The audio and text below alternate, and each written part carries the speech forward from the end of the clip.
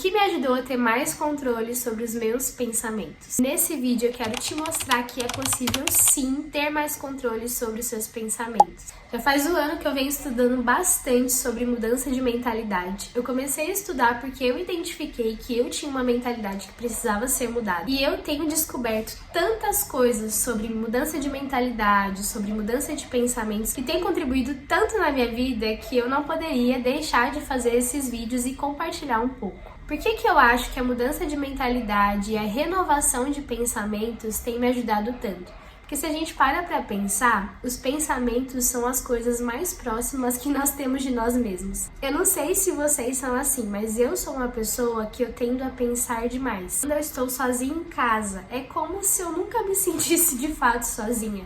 Eu sempre estou pensando sobre alguma coisa. Ou eu estou conversando com Deus, mas mesmo quando eu não estou conversando com Deus, eu tenho a impressão de que muitas vezes eu estou pensando em alguma coisa. Sejam coisas fúteis e simples, ou sejam coisas mais profundas. Então os nossos pensamentos, eles andam com a gente. E o outro ponto importante é porque as nossas ações, elas são frutos dos nossos pensamentos. Então se eu tenho pensamentos destrutivos, pensamentos que não estão alinhados com as palavras de Deus, provavelmente os meus atos também serão assim. Já se eu tenho uma mente cheia de pensamentos que estão alinhados com a verdade da palavra, a minha vida vai ser muito mais condizente com os princípios do reino de Deus e ela vai caminhar para um lugar muito melhor. E nesse processo eu aprendi 4 passos que me ajudam a controlar meus pensamentos. Eu quero que você anote eles, coloque em prática e depois me fala se deu certo ou se não. O primeiro passo é perceber. Primeiro de tudo, você precisa se dar conta, se conscientizar de um pensamento que está errado. Porque você não vai conseguir mudar um pensamento que você não se dá conta que precisa mudar ele.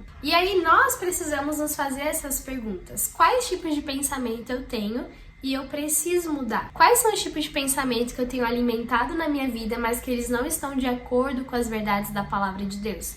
Vou dar um exemplo. Pensamento de incapacidade. Às vezes você não é uma pessoa que fica falando aos 4 cantos do mundo que você se sente incapaz, mas lá no fundo, quando você se propõe a fazer algo novo, aquele pensamento fica martelando: ah, isso não é pra mim, eu não vou dar conta, existem pessoas melhores pra fazer isso. Só que muitas vezes a gente não se dá conta desses pensamentos ruins. Então o primeiro passo é perceber: olha, percebi, esse pensamento aqui, ele não tá sendo benéfico pra mim. Depois que você percebe um pensamento que é destrutivo, você precisa ir pro segundo ponto, que é entender. Por que você tem o pensamento que você tem? Nenhum pensamento é em vão na sua vida. Todo pensamento tem uma raiz que provocou aquele tipo de mentalidade em você. Busque entender a origem daquele pensamento. Você pensa dessa forma porque você aprendeu com a sua família? Às vezes os seus pais pensavam dessa forma e você também aprendeu a crescer pensando nessa mentalidade.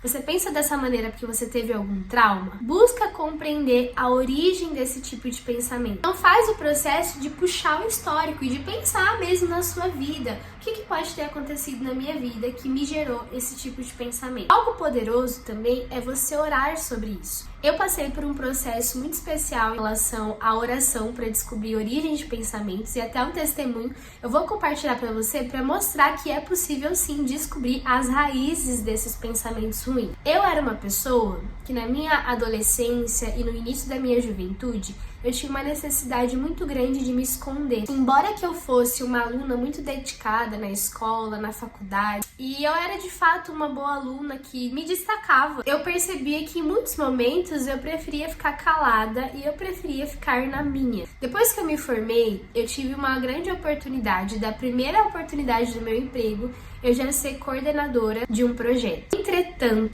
eu me auto-sabotei e acabei aplicando para um cargo de um nível inferior. No final daquele processo, eu vi que a minha nota foi a nota máxima e a pessoa que tinha sido chamada para o cargo de coordenador tinha tido uma nota muito menor do que a minha. E era a mesma prova, era o mesmo tipo de avaliação para os 2 cargos. Eu tinha a formação necessária, eu poderia estar atuando no cargo de coordenador, mas eu perdi essa oportunidade. Aquilo me entristeceu demais, eu chorei muito e eu falei: Senhor, por que eu fiz isso? Por que eu não apliquei para o cargo superior e eu apliquei para o cargo inferior? Eu fiquei muito frustrada comigo mesma e eu lembro de uma das madrugadas orando a Deus porque eu estava muito triste, porque era uma diferença muito grande entre os dois empregos e ali eu vi o quanto eu mesmo me levei para um caminho ruim, enquanto eu não tive fé para acreditar, enfim. E naquele momento, naquela madrugada de oração ao Senhor, o Senhor me lembrou de um trauma que eu vivenciei na minha adolescência quando eu tinha 12 anos de idade. E quando eu tinha 12 anos de idade, existia uma área na minha vida que eu me destacava demais. E eu fazia aquilo com todo o meu amor, com toda a minha alegria, e eu não tinha nenhuma intenção de aparecer fazendo aquilo. Entretanto, tinha algumas colegas que faziam aquela atividade comigo, e elas me acusaram de que eu só estava fazendo aquilo com tanta excelência porque eu estava me achando. Só que foi de uma maneira muito traumática para mim, a forma que tudo aconteceu, e aquilo foi um trauma. Depois daquilo, eu comecei a acreditar que eu não podia me destacar em nada na vida e que eu precisaria ser uma pessoa escondida que passasse desapercebida nos ambientes, porque isso era ter humildade. Então esse pensamento lá dos 12 anos começou a me seguir por toda a minha vida e foi instalado em mim um pensamento de falsa humildade, de que eu precisava me esconder, de que eu não poderia assumir lugares de destaque, porque quando eu fizesse isso, eu estaria sendo orgulhosa e não estaria agradando o coração do Senhor. E eu já não me lembrava dessa experiência, mas naquele momento de intimidade com Deus, Ele me lembrou. E Ele me fez uma pergunta, Ele disse: filha, você estava fazendo aquilo com tanta excelência porque você queria aparecer? E eu disse: não, Senhor. E Ele me perguntou: então por que você acreditou no que elas disseram pra você? Então isso aconteceu comigo. Primeiro, eu descobri um pensamento que não estava de acordo com a vontade de Deus. E eu entendi por que eu pensava da forma que eu pensava. Depois que eu entendi, eu fui pro terceiro ponto, que é separar. Eu entendi que aquele pensamento não era meu. Aquele pensamento não era os pensamentos do Senhor sobre mim.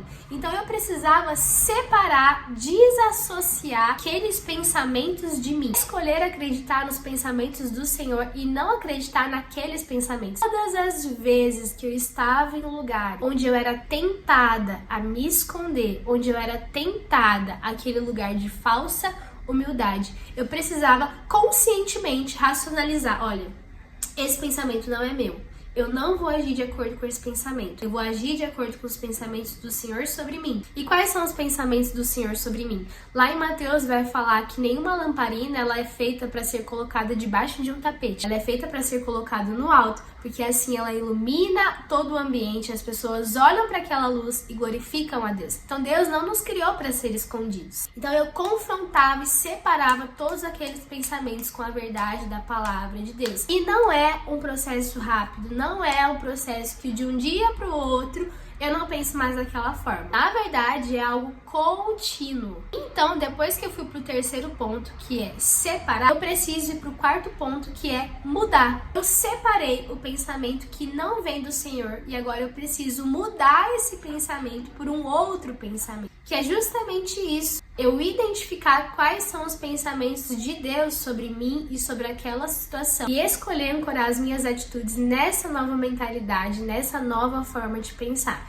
Então, recapitulando, primeiro eu percebo quais são os pensamentos que não são bons, depois eu entendo por que eu tenho esses tipos de pensamento. Depois que eu entendo, eu separo e eu escolho não mais caminhar de acordo com esses pensamentos. Então, eu vou para a fase da mudança, de substituir esses pensamentos que são destrutivos para pensamentos que vão me edificar de acordo com a palavra de Deus. E com certeza, esse processo de mudança de pensamentos não é um processo rápido, mas é um processo que pode mudar a sua vida, assim como tem mudado a minha. Então eu quero te propor esse desafio. Então se você achou esse vídeo interessante, curte aqui, se inscreve no canal, comenta nos comentários o que você achou de diferente, você já fez isso na sua vida ou não? Ou você vai fazer? Coloca aqui pra gente conversar mais um pouco sobre isso. Tchau, tchau, até o próximo vídeo.